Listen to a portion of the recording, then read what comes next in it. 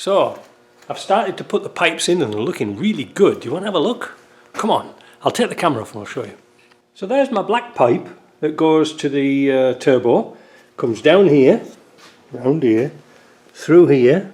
See, I've got that plastic on there to protect the hose. That's not going to go anywhere. This is nicely reinforced, so that's not going to vibrate. Top bar's on. Connector here. Goes through a U-bend here. I hope it's going to fit, but we can move that around a bit. And here, that was the piece that went down here. So I cut it and I put a bead on there so the hose goes on, and hopefully this is going to go onto here like this, and then all I need is a 90-degree bend. Now I know I've done it in bends and joints instead of doing a pipe, but I don't think I could bend a pipe that tight. 45 degrees, 45 degrees, 90. I couldn't do it, but by doing it like this, I think we'll get away with it. Yeah, it's worked out really nice, really, and that's nice and solid there. That's really good. That's not going to vibrate around. I'll give it a bit of crown rust proofing before I put it all back together again, but it's going to look pretty good. And this actually just misses here. You know, once we get this on, it should be all right. You know, I don't think so. Let's pull the bloody thing out, can't we?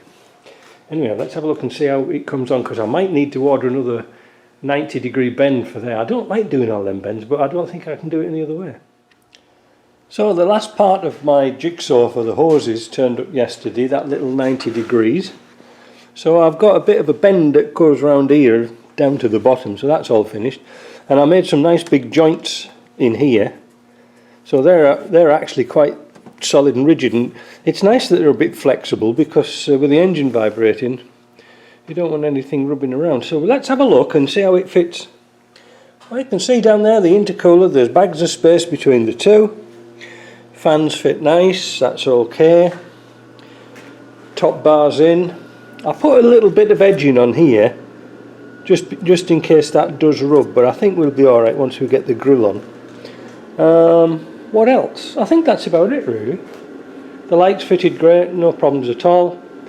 Obviously, when you've been doing a job like this and you've taken things to bits, before you box it all up completely, check all the lights are working, you know, because now's the time to fiddle around with them. You might have knocked something out, but anyway, let's put the grill on and see what it looks like. So there we are with the front on. It looks alright.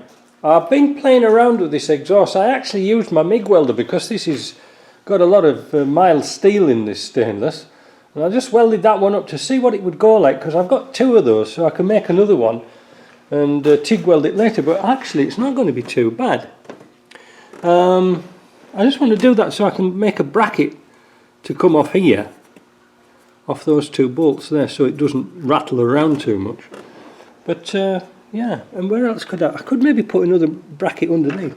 I don't know. What I'm going to do now is, because I really got to get this out, I've really got to get this moving, is to clean up the floor and probably get it on the elevator or the lift and see where we're going to put this exhaust system.